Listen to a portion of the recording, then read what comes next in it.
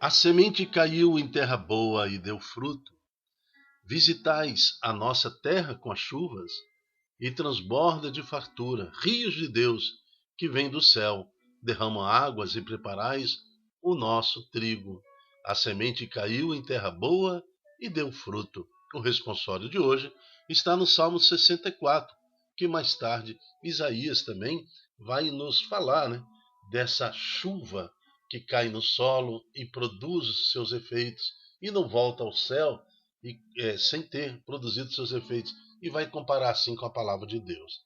Reflexão do dia, 16 de julho de 2023, 15º domingo do tempo comum, cor litúrgica verde. E hoje queremos louvar a Deus por Nossa Senhora do Carmo, Virgem do Escapulário, em 1227 mais ou menos, onde acontece no Oriente esta devoção, justamente no Monte Carmelo, e depois, com a invasão moura, na Europa como um todo, assim atingindo o mundo como um todo. Ó Virgem do Carmo, Virgem do Escapulário, livrai-nos de todo mal, de toda doença maligna e das perseguições do inimigo, assim como ajudai-nos a viver intimamente unidos a Ti e a Teu Filho Jesus. Pedimos intercessão por cada um de nós, Nossa Senhora do Carmo, Virgem do Escapulário. Amém. Estamos reunidos em nome do Pai, do Filho e do Espírito Santo. Amém. Primeira leitura está em Isaías 55. Agora Isaías, ele cita como se fosse o Salmo 64, mas ele dá uma roupagem nova. Isto diz o Senhor, assim fala o profeta.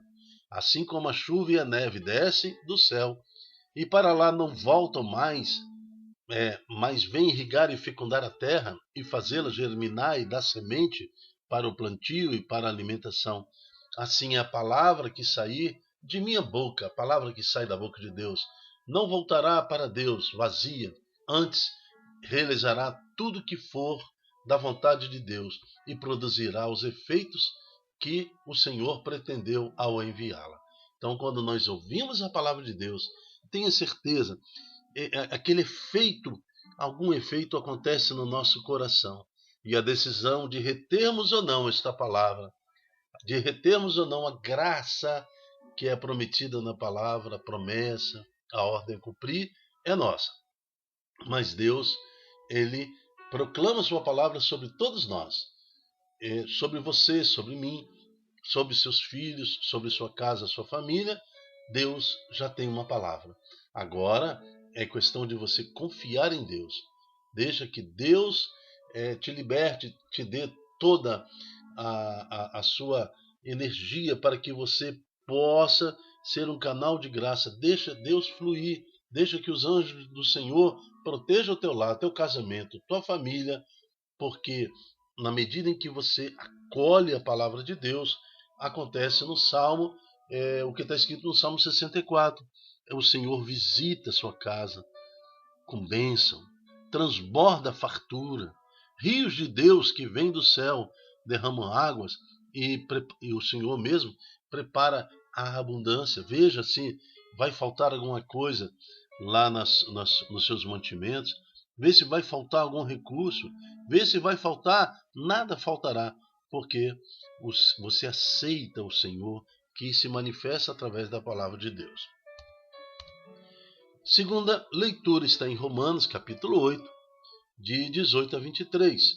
Fala assim: irmãos, eu entendo que o sofrimento deste tempo presente nem merece ser comparados com a glória que deve ser revelada a nós. Lógico, nós estamos passando fome, passando por problemas de guerra, conflitos entre as nações, um problema social gravíssimo. Nós estamos vendo todo o moral católico sendo discutido, o moral cristão sendo discutido por lideranças mundiais que estão querendo afastar a igreja. Tudo isso nos causa sofrimento. Aí ele fala assim: de fato, toda a criação está esperando ansiosamente o momento de se revelar os filhos de Deus. Até pela cruz, pelo sofrimento, vai acontecer. onde os filhos de Deus vão ter que se manifestar. Também na segunda vinda de Jesus é o que ele está falando. Pois a criação ficou sujeita à vaidade. Tá? Não por sua livre vontade, mas por sua dependência daquele que a sujeitou. Estamos sujeitos à vaidade, ao modismo, ao modernismo, não por nossa vontade, nem isso. Eu não acredito que um jovem, um rapaz, uma moça que manifesta-se publicamente em suas redes sociais contra Jesus Cristo, ou criticando a própria igreja, ou criticando toda a moral que recebeu dos pais, dos avós e tudo mais, eu não acredito que é da vontade dessa pessoa, mas ela está não é livre, ela está sujeita à dependência daquele que a sujeitou. Também ela espera ser libertada da escravidão da corrupção. Sim, aquela pessoa que defende o liberalismo, que defende, toda sorte de pecado como prática comum, na verdade, no fundo do coração, no espírito, na alma, ela clama por ser liberta da escravidão e da corrupção, e assim participar da liberdade e da glória dos filhos de Deus. Que o homem só será livre quando ele compreender a verdade, entenda a verdade, aceita a verdade, e seu coração estará livre, estará liberto. Com efeito, sabemos que toda a criação, até o tempo presente, está gemendo como dores de parto, e não somente ela, mas nós também, que temos os primeiros frutos do Espírito, estamos interiormente gemendo, aguardando a adoção filial e a libertação para o nosso corpo. É aquele cristão, aquela pessoa de fé, homem e mulher de fé, que sabe que a morte virá. Não tem como discutir a morte. A morte é uma coisa mais certa para todos nós.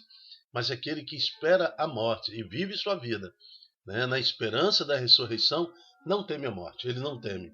Ele aguarda até com ansiedade, não como não como um suicida, mas ao contrário, como aquele que espera um dia voltar para o Pai. É o meu desejo, é a minha angústia da espera, vivendo um dia após outro, dignamente, sendo um excelente cidadão, sendo o melhor profissional, sendo o melhor pai, melhor mãe, melhor empregado da empresa, o que quer que seja, mas vivendo cada momento à espera de reencontrar Deus na nossa morte, a libertação para o nosso corpo.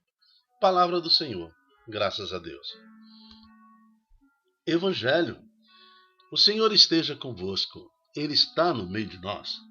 Proclamação do Evangelho de Jesus Cristo segundo Mateus. Glória a vós, Senhor. Anúncio do Evangelho em Mateus capítulo 13, de 1 a 23. Naquele dia, Jesus saiu de casa. Então, olha só, Jesus sai de casa, mostrando que a igreja ela tem que ser extramuro, ela tem que sair de casa, ela tem que anunciar a palavra.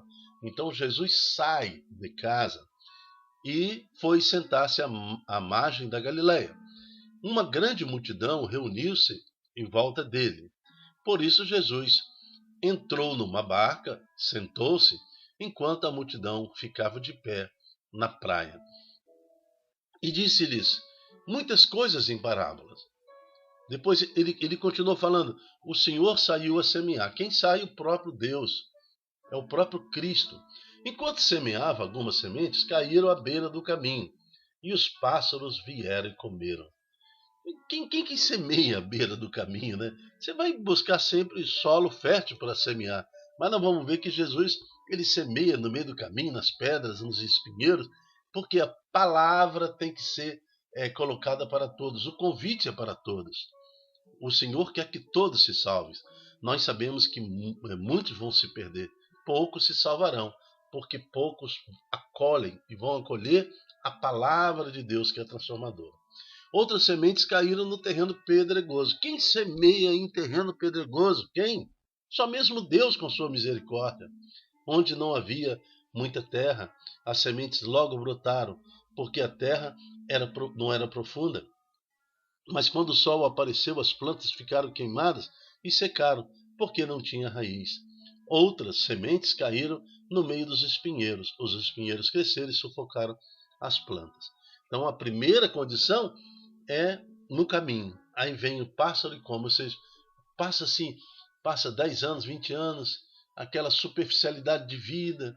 A vida é só festa, a vida é só churrasco, é só bebedeira, e assim vai envelhecendo na superficialidade da vida, como se trabalhar, aposentar fosse a motivação da vida.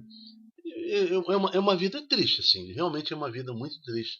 Não tem nenhum compromisso espiritual, não tem nenhuma ambição espiritual. A ambição fica toda em nível terreno. É um absurdo, absurdo. Então, essas três condições. Também, espinheiro, ficar sufocado por tanta raiva, ódio, falta de perdão, intrigas, confusão, fofoca e tudo mais que vai sufocando a palavra de Deus na sua vida. Outras sementes, porém, caíram em terra boa e produziram a base de 100 e 60 e 30 frutos por semente. Quem tem ouvidos para ouvir, que ouça. Então esse é o desafio do Evangelho de hoje. Porque o Senhor nos mostra, desde a primeira palavra do Salmo, do Santo do Dia, a necessidade de Deus em nos resgatar. A semente é colocada em todo tipo de terreno. O Senhor sai a semear, está saindo até hoje, enquanto a igreja permanece nesse mundo, século a século, anunciando a palavra de Deus. É necessário então sermos profetas do Senhor, sermos agentes transformadores, pessoas que saem também de casa para se doar, para anunciar o Evangelho, sai da sua condição. Assim, o Evangelho exige que nós saiamos da indiferença. Sai da indiferença, porque a indiferença está levando, às vezes, sua família, está levando seus filhos, está levando seu casamento literalmente ao buraco. É necessário, então, reformular, criar terreno novo, adubar a nossa casa. Por isso, pedimos a Deus, em nome de Jesus, derrama sobre nós o vosso Espírito Santo, para que possamos, motivado pela tua presença, pela graça do Espírito Santo, agora sermos libertos e provocar a nossa terra do nosso coração, para que a palavra de Deus dê frutos, 100, 60, 30 por um. Quem tem ouvidos para ouvir, que ouça. A semente que caiu em terra boa é aquele que ouve a palavra e compreende, e esse produz fruto. Palavra da salvação. Glória a vós, Senhor. Eu me chamo Dilton Glóris. O nosso projeto chama-se É de Mim Se Não Evangelizar. Seja você também agora um auxiliar do agricultor, que é o próprio Deus, em nome de Jesus. Daquele que saiu a semear. Participe também dessa semeadura da palavra.